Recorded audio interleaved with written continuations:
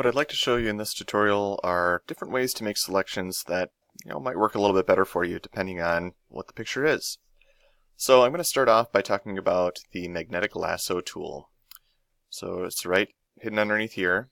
Usually the lasso tool is the one that will be on there first. And this one, you want to kind of zoom in on your picture. Control plus is the way to do that, and Control minus can help you to back out. Now along the way, you'll want to hit spacebar and drag yourself around in the picture based on how your selection is going. So here's a picture I took where I've got a real high aperture. I think this one was more around the 22 range. Okay, so as you're starting to make your selection, you click down once and you drag right along the line, and Photoshop is going to help you find the line of the edge of this post here. So as long as you're sticking right along with it, I'm trying to be as exact as possible with not jumping around in the picture with your mouse.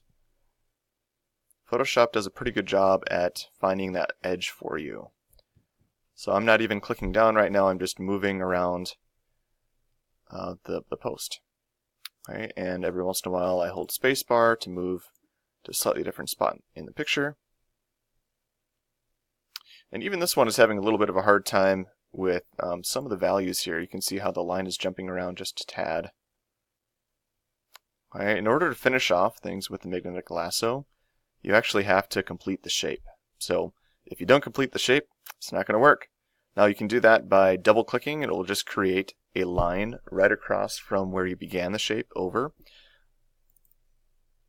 But you can see I've missed a little bit of the bottom here. The other thing that can happen too is you just kind of drag right along the edge back to where you were.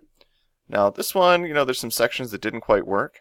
So I'm actually going to jump into a different tool here to show you how you can add to your selection. So I'm going to click on the Lasso Tool, zoom in a little bit more on here.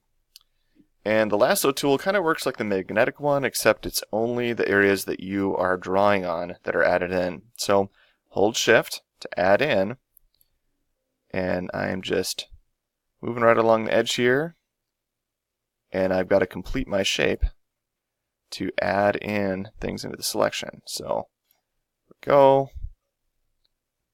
Kind of like to just create a circle,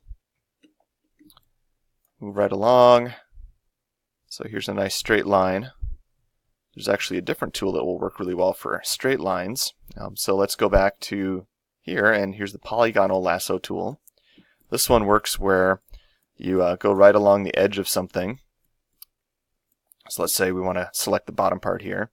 Holding Shift, you click once, you drag across, you click down again, and you're basically creating a shape with it. And it's every time you click creates another anchor point. That's what you call it.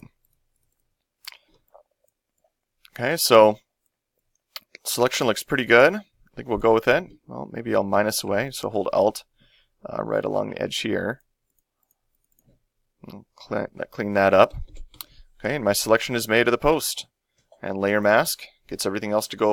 The biggest piece of advice I have for you while doing selections is to decide what would work best based on your situation. So try the easiest solution first, and if it's not working out for you, move on to the more advanced tools.